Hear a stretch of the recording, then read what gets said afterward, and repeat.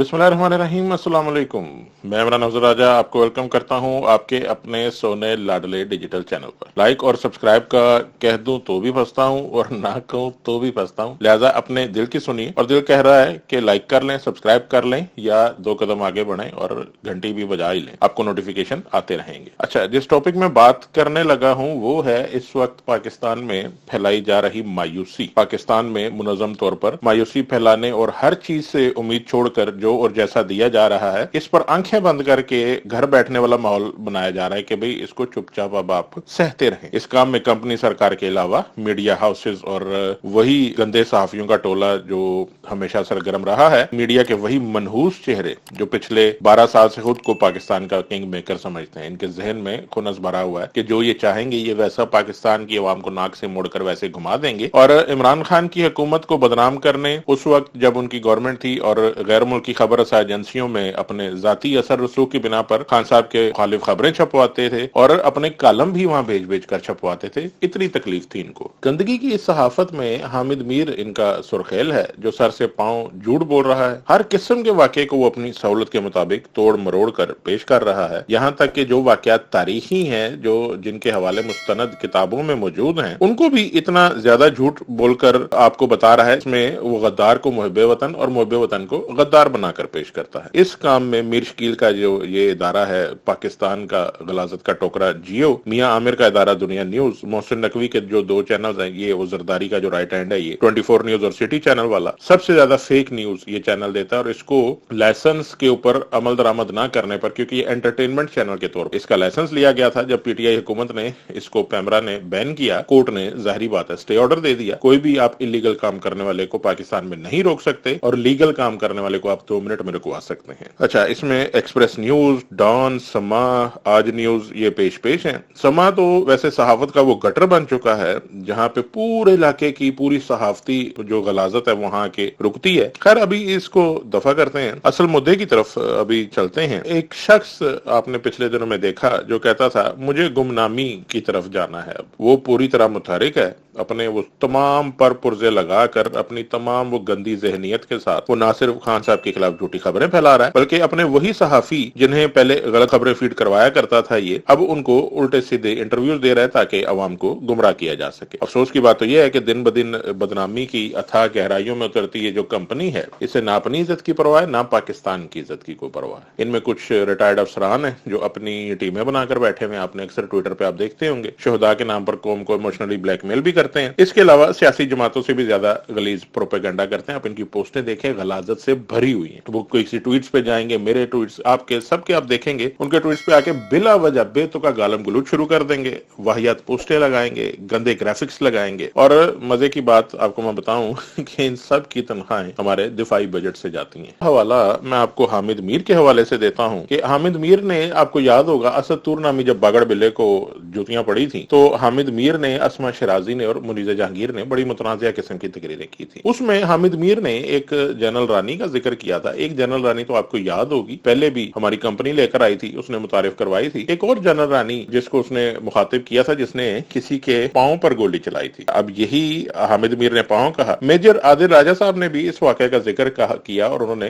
कहा कि उसकी बटक पे गोली लगी। अब जोग्राफिये पे अब इनका इत्तेफाक हो या ना हो, मगर वाकये की कंफर्मेशन होती है कि ऐसा कुछ वाकया हुआ जरूर था मुबैना तौर पर। फिर हामिद मीर ने कहा तुम हमें इंडिया इसराइल के साथ ताल्लुकात पर कन्विंस करते हो। ये बड़ा जोर लगाकर उसने ये जुमला बोला था। तो क्या बाजवा की यही एक हकीकत जो उनसे खुलकर सामने नहीं आ गई? आते हैं वापस टॉपिक की तरफ के हमें हर कदम पर एक नए करदोगलू का सामना करना पड़ता है। करदोगलू आपको याद होगा जो किरदार अर्तुगरुल गाजी में था। तो हमें इस टाइम समझ नहीं आ रही इतने ज्यादा करदोगलू हो चुके हैं। हालांकि उस ड्रामे में सिर्फ एक करदोगलू और उसके 2-3 साथी थे जो पूरे कबीले की तबाही लगाने के दर पे थे, मगर यहाँ तो आपको कदम कदम पर एक करदोगलू मिल रहा है। बहुत बड़ी बाल सफाई की जरूरत है। डॉक्ट्राइन वगैरह अब जो उनसे ये चल रहा था ये खूनी होता जा रहा है और इस सब को लगाम डालना बहुत जरूरी है। अब आपने एक और बड़ा परेशान कौन सा मैंने आज सुना कि जी इमरान खान पर कांटा लगा दिया गया है। यार तुम कांटा लगा सकते हो, तुम्हारी औकात है। तुम उस दिन से डरो जिस दिन 22 करोड़ अवाम ने तुम पर कांटा लगा दिया। ये कौम वक्ती तौर पर सोई हुई जरूर है मगर मरी नहीं है, अल्हम्दुलिल्लाह जिंदा है, सांसें चल रही है। ये खड़ी हो गई तो अंग्रेजों को बरसगीर से निकाल दिया था और सरहद से चले थे ना तो कश्मीर के बॉर्डर बॉर्डर तक पहुंच गए थे, आप किसी और गलतफहमी में ये काटे कूटे, अगर आपको लग रहा है कि इमरान खान पर हमला हुआ और वो वाले दंगे फसाद नहीं हुए जो बेनजीर के कत्ल पर हुए थे, तो आप ये याद रखें कि बेनजीर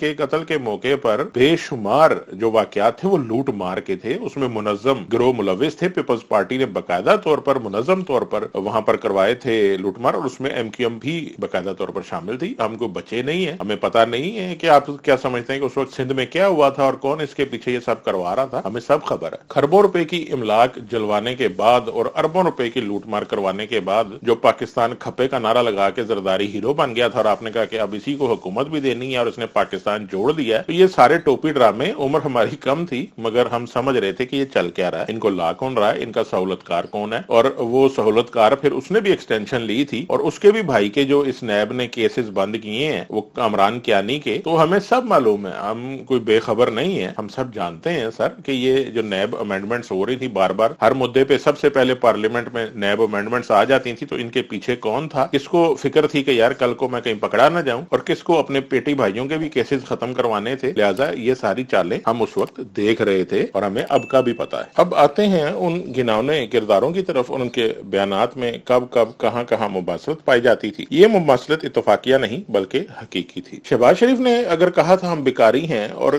ख्वाजा आसिफ ने कहा था अमेरिका हमारा वेंटिलेटर है, तो क्या ख्याल है कुछ गलत कहा था उन्होंने ये बात पाकिस्तान का नाम लगाकर कही, हालांकि नाम उनका अपना और उनके असल मालिकान का आना चाहिए था। उनके असल मालिकान के वेंटिलेटर और उनकी ऑक्सीजन अमेरिका है। वही ये पाकिस्तान से अरबों रुपए का बजट भी लेते हैं, कारोबारी मंसूबों से पैसा भी बनाते हैं, अमेरिका और यूरोप से कोलिशन फंड के नाम पर भी इनको पैसा मिलता है, प्रॉपर्टी बिजनेस तो इनकी पहचान है, वो तो सारे अब कहते ही हैं। इस बात एयाज अमीर साहब ने इनसे मार भी खाई, मगर कोई बता सकता है कि ये सारा पैसा जाता कहाँ है? क्योंकि ये सारे रिटायर्ड जो उनसे हैं अफसरान, ये जाके बैरिया में क्यों भर्ती हो जाते हैं? ये बैरिया को जमीनें क्यों इतनी मिल जाती हैं निर्खों के ऊपर, मुफ्त के हिसाब से इनको जमीनें मिल जाती हैं? इस सारे पे मैं एक अलग इंशाल्लाह व्लॉग करूंगा। अच्छा, 3.5 साल जो हमने वेंटिलेटर के बगैर गुजारे थे इमरान खान साहब की हुकूमत में, तो क्या हम मर गए थे? क्या हमारा कोई वाले वारिस नहीं था? क्या हम अपने ही पैसों से अपने कदमों पर उस टाइम खड़े नहीं हो रहे थे? क्या हमें बाहर से क्या मिल रहा था उस टाइम? वैसे ये एक बात मैं आपको क्लियर करता चलूं कि कोई भी इंसान जो इंसान ही होता, फरिश्ता नहीं होता। 100% रिजल्ट कोई नहीं दे सकता। खान साहब की भी कोई इतनी मिसाली हुकूमत नहीं रही होगी, मगर उसमें बहुत से काम मिसाली हुए थे जो पाकिस्तानी कौम ने पहले कभी होते नहीं देखे, मगर उस पर भी उन्होंने शुक्र अदा नहीं किया कि यार हमें कभी किसी ने कुछ नहीं दिया। तो अगर एक हुक्मरान आया जो आपको आपके जो हकूक हैं वो थोड़े थोड़े करके लौटा रहा है, तो कहते जी ये तो इनका फर्ज है। वो इतनी नाशुक्री की इंतहा कि 10 लाख रुपए का सेहत कार्ड, और तुम लोगों को यार कोई फ्री इंजेक्शन नहीं लगाता, तुम्हें 10 लाख रुपए का सेहत कार्ड मिला, तो कहते जी ये तो इनका फर्ज है, आप ढूंढ लो रोटी पहुंचाना फर्ज नहीं है, खा लो रोटियां। तो ये मेरा बड़ा मसला। को बात शुरू करता हूँ मैं, ऑफ टॉपिक हो जाता हूँ, तो अंदर वो इतना मुझे उस टाइम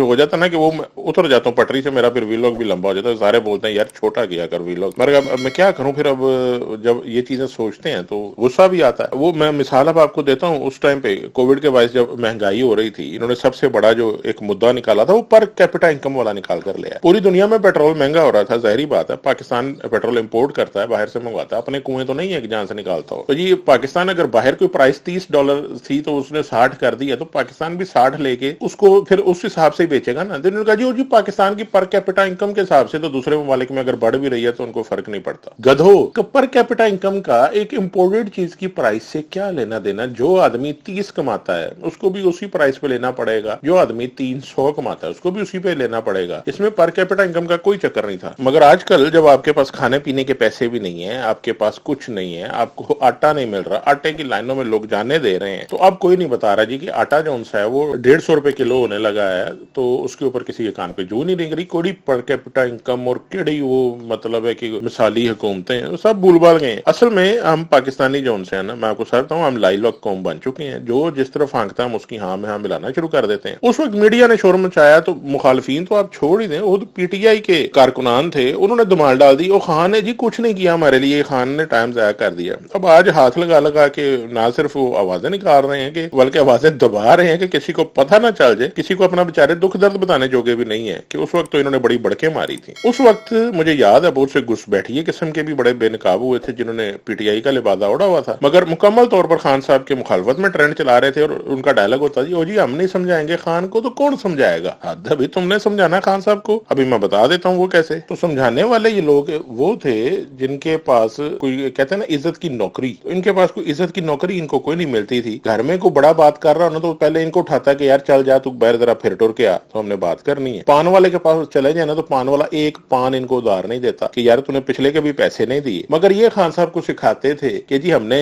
بتانا ہے آپ کو کہ ملک کیسے چلانا ہے اور آپ کدھر غلطیاں کر رہے ہیں. اب پتہ لگ گیا وہ کیسے چلا رہا تھا اور خوش ہو. تو بات یہاں ختم نہیں ہوتی، اب بات یہاں سے شروع ہوتی ہے. اب جو میں سیریس بات کرنے لگا، گھروں میں بیٹھے رہیں گے، خاموشی سے دیکھتے رہیں گے، اس وقت کا انتظار کریں گے کہ کب وہ دن آئے گا جب یہ جو بلا ہمارے پہ مسلط کر دی ہوئی ہے یہ ہمارے دروازے پہ آ کھڑی ہو، خدا نہ خواستہ. تو تب جاگیں گے، تو تب جاگنے کا کوئی فائدہ نہیں ہوگا، اس وقت تک بہت دیر ہو چکی ہوئی ہوگی. اگر آپ نے اس طوفان کو روکنا ہے تو اس کو ابھی روکنا پڑے گا. اگر آپ اس کو مزید بڑھنے کا چانس دیں گے تو خدا نہ خواستہ، جیسے خان صاحب ہمیشہ کہتے ہیں کہ پھر بات کسی کے اختیار میں نہیں رہے گی، پھر بات سب کے ہاتھ سے نکل جائے گی. اس وقت اگر جو فیصلہ ہو جائے گا وہی پاکستان کی اور ہم سب کی تقدیر کا فیصلہ ہوگا. یہ وقت ہاتھ سے نکل گیا تو یہ پھر دوبارہ نہیں آئے گا. اب ایک آپ دیکھ لیں، اس سے پہلے انہوں نے بول دیا جی ہم نے کاٹا لگا دیا تو یہ ہم سے ہماری آخری امید بھی چھیننے کے در پہ ہیں. وہ ہماری خاطر گولیاں کھا کے کھڑا ہو گیا ہے، وہ ڈٹا ہوا ہے اور جان بھی دینے کو تیار ہے، مگر وہ ہار ماننے کو تیار نہیں ہے. وہ ہار ماننے کو تیار نہیں ہے، اس پہ بڑا پریشر ڈالا جا رہا ہے. ایک اکیلا آدمی ہے، ایک آدمی، وہ اپنے فیصلے خود کرتا ہے، اس کے اوپر کتنا پریشر ڈالا جا رہا ہے. ایک آدمی آپ نے وہ بھی دیکھا کہ جنہیں پہلے 1.5 مہینے میں سمجھ نہیں تھی آ رہی کہ ہم نے پیٹرول کی پرائس زیادہ کرنی ہے کم کرنی ہے. وہ جو اپنا پوری 75-78 رکنی، بلکہ اب تو 90-92 ہو گئے ہیں، وہ ساری کابینہ اٹھا کے وہ لندن پہنچ جاتا ہے. لندن جا کے وہ بڑے بھائی کی جوتیوں میں سر رکھ کے تو اسے پوچھتا ہے مالک حکم لاؤ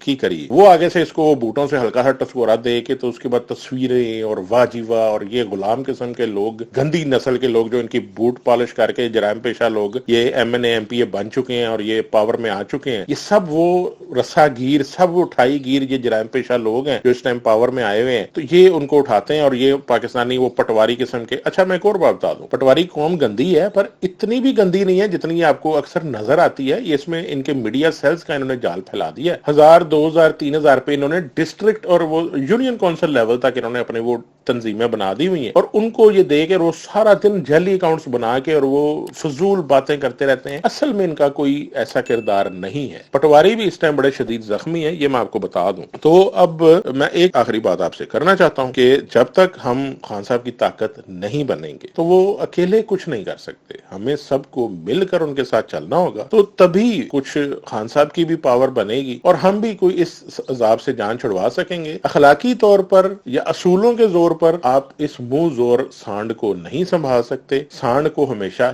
چابک سنبھالتا ہے. جب تک آپ چابک کا استعمال نہیں کریں گے یہ بفرا ہوا سانڈ واپس اپنے پنجرے میں نہیں جائے گا اور اس کو پنجرے میں ڈالنے کا حل ایک ہی ہے. اللہ تعالیٰ پاکستان کو، پاکستان کے عوام کو اور پاکستان کے عوام کی آخری امید عمران خان کو اپنے حفظ و امان میں رکھے. آمین. السلام علیکم.